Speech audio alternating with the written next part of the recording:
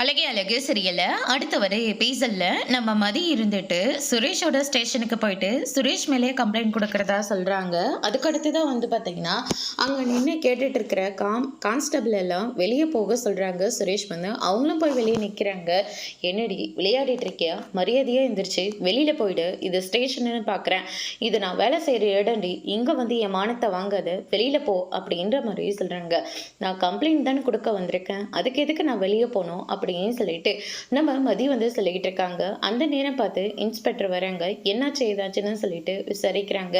சுரேஷோட wife வந்திருக்காங்க. அவரு மேலே கம்ப்ளைண்ட் கொடுக்கறதா சொல்றாங்க.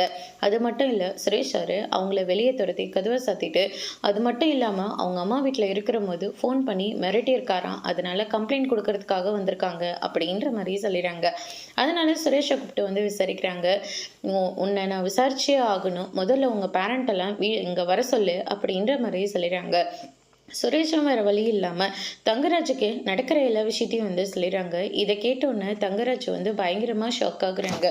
உடனடியாக வந்து பார்த்தீங்கன்னா ராகவன் அதில் அடுத்த லக்ஷ்மியும் வந்து வாங்க ஸ்டேஷன் வரைக்கும் போகலாம் அப்படின்ற மாதிரி சொல்கிறாங்க. எதுக்கு மாப்பிள்ள, நாம் எதுக்கு ஸ்டேஷனுக்கு போகணும் அப்படின்னு சொல்லிட்டு கேட்கவும், மதி இருக்கால மதி, அவன் சுரேஷ் மேலே கம்ப்ளைண்ட் கொடுக்கறதுக்காக போயிருக்கான். இன்ஸ்பெக்டர் ஆல்ரெடி சுரேஷ் மேலே ரொம்ப கோவத்தில் இருக்காருல்ல, அதனால் நம்மளை எல்லாரையும் விசாரிக்கிறதுக்காக வர சொல்லியிருக்காங்க. அதனால தான் நான் உங்களை கூட்டிகிட்டு போகிறேன். நீங்கள் எதுக்காகவும் பயப்படாமல் என் கூட வாங்க அப்படின்ற மாதிரி சொல்லிட்டு அவங்கள வந்து கூட்டிகிட்டு போகிறாங்க. அதோடு இன்னைக்கான பிரம்ம முடிச்சிருக்காங்க.